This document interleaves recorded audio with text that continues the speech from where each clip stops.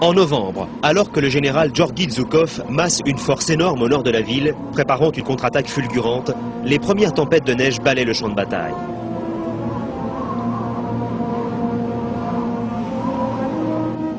Selon toute apparence, le moral des soldats de l'armée rouge et des civils restés à Stalingrad restait très bon durant l'opération.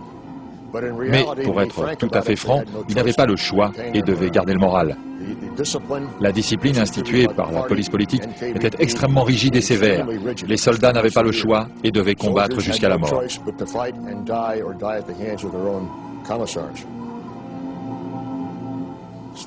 Pour Hitler, Stalingrad revêtait une immense signification symbolique. Staline n'allait certainement pas abandonner sa ville aux Allemands. Pour le peuple soviétique, Stalingrad symbolisait non seulement les prouesses de défense de l'armée rouge, mais aussi Staline en personne et la survie de l'URSS.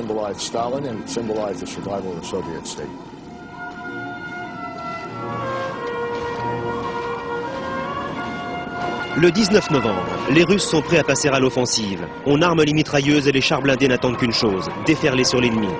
Staline donne l'ordre d'attaque. Désormais, les Allemands doivent combattre pour leur survie. 19 novembre 1942. L'artillerie russe entre en action sous le commandement du général Zhukov. Il ordonne des manœuvres pour encercler les Allemands par une offensive au nord, du nom de code Saturne, et une offensive au sud, du nom de code Uranus. Plus d'1 million de soldats russes, 894 blindés et 1115 avions percent les lignes de défense avancées des Allemands et les prennent en tenaille. De la Volga gelée à l'est, les Russes mobilisent chars, blindés, camions, matériel et hommes. En provenance des steppes, une armée de 50 000 Cosaques brandissant des sabres charge l'ennemi à cheval. Après un barrage d'artillerie sous un vent glacial, l'infanterie russe conquiert une zone contrôlée par la première division blindée roumaine. Les Russes font une nouvelle percée. À la tombée de la nuit, les Allemands sont encerclés. 3 jours après la grande offensive, des troupes de l'armée rouge avançant quelque part entre la Volga et le Don rejoignent leurs compagnons d'armes venant de l'autre côté. Et près du Don, 65 km à l'ouest de Stalingrad, le piège russe se referme. Plus de 225 000 soldats allemands de la 6e armée sont pris au piège.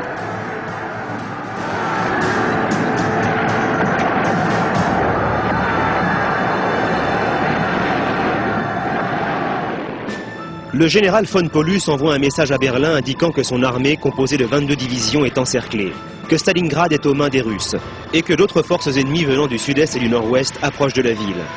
Il écrit de plus que les stocks de munitions sont au plus bas, et que cette situation critique pourrait le contraindre à abandonner Stalingrad.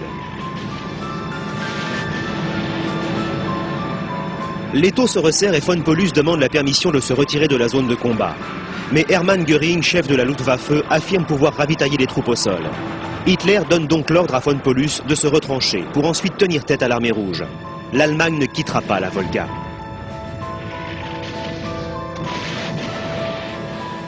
Optimiste, il pensait toujours être capable de prendre la forteresse de Stalingrad.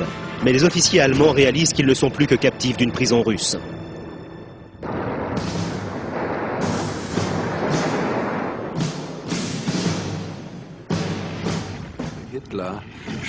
Pour Hitler, Stalingrad était tout un symbole.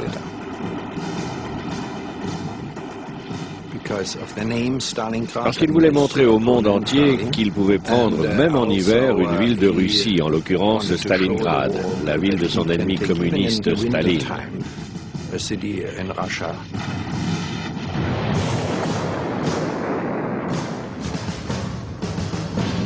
Sans force de soutien et sans support aérien, les forces allemandes sont diminuées par la pénurie de munitions et doivent procéder à des rationnements. Chaque soldat a un nombre de tirs limité, ce qui rend leur tâche impossible. Le 2 décembre, les Russes lancent une autre attaque de grande envergure sur une armée prise au piège. Des missiles Katusha sont tirés sur des cibles de plus en plus faibles.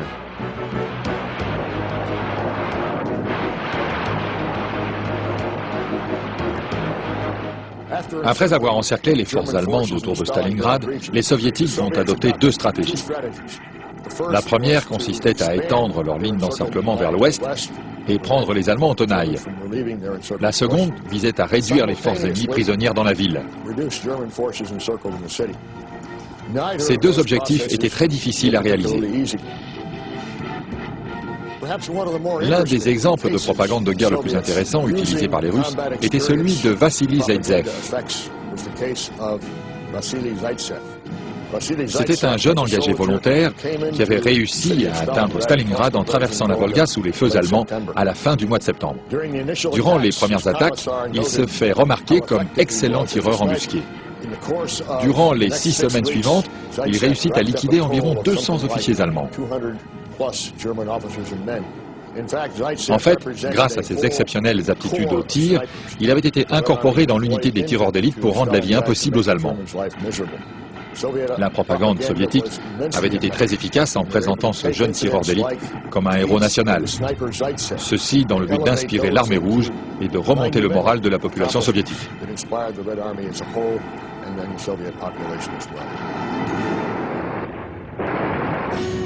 Au sud, une armée de divisions blindées allemandes se ferait un passage vers Stalingrad pour soutenir la 6e armée encerclée.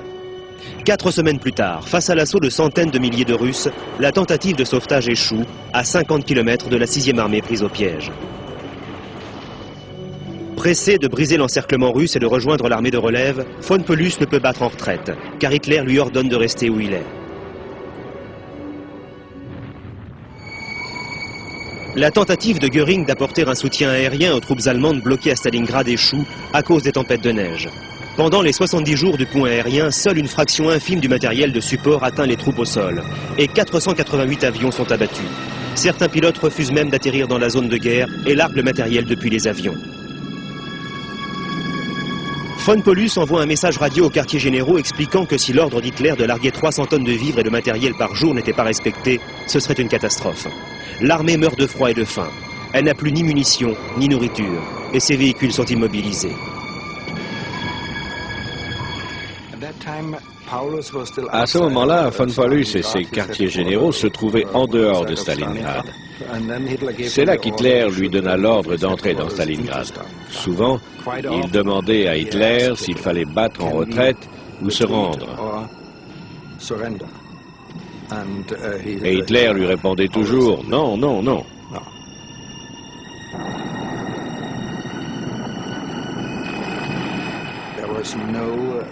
Le matériel de renfort n'arrivait plus, que ce soit par la route ou par le train. Seul le largage aérien fonctionnait encore, mais cela ne suffisait plus. Ainsi, beaucoup moururent de faim. Ce fut une période terrible.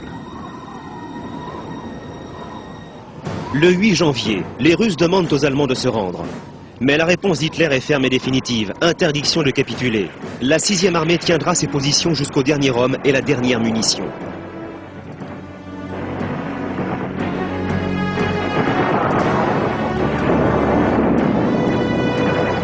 Le 27 janvier, les troupes soviétiques ouvrent une brèche entre les deux flancs de l'armée de von Paulus. Ils sont obligés de capituler. À 5 minutes d'intervalle, la radio russe informe que toutes les 7 secondes, un soldat allemand meurt à Stalingrad.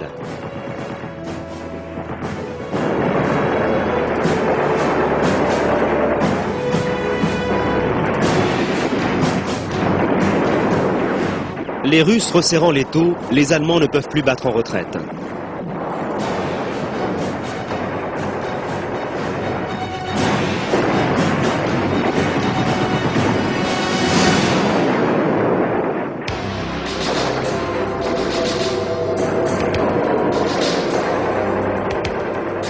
Le 30 janvier, se basant sur la superstition d'après laquelle dans l'histoire allemande aucun maréchal ne s'est jamais rendu, Hitler élève von Paulus au rang de maréchal. Voici donc la réponse d'Hitler à la déroute de Stalingrad. Seulement un jour après sa nomination, le maréchal von Paulus capitule devant le général russe Shumilov. Bien que la capitulation soit effective, une dernière poche allemande résiste au nord une semaine de plus. Le dernier message radio allemand incitant les troupes à quitter Stalingrad est envoyé d'une station météo. La température est de moins 13 degrés. Il y a du brouillard et un nuage de fumée rouge au-dessus de Stalingrad. La station météo rend l'antenne. Meilleurs vœux au pays. La bataille de Stalingrad eut lieu à un moment crucial des opérations alliées contre Hitler. Elle marque le tournant de la guerre en faveur de la Russie, de la Grande-Bretagne et des États-Unis.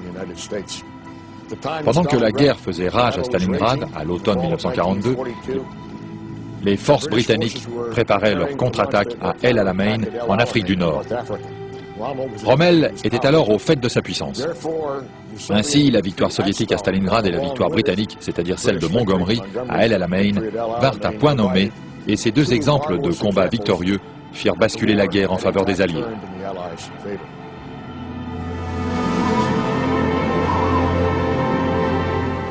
Sous le commandement personnel d'Hitler, l'armée allemande réputée invincible fut défaite dans une ville qui portait le nom de son ennemi mortel, Joseph Staline.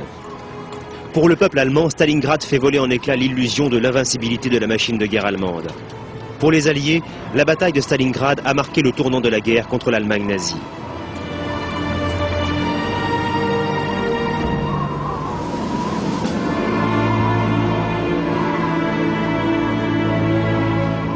Durant la bataille de Stalingrad, nombre de soldats ont été massacrés dans les deux camps. Mais même en dépit de leur refus de capituler, les troupes allemandes bien entraînées réussirent à tenir leur ligne quelque temps pendant l'hiver russe glacial. Ce fut une bataille vaine.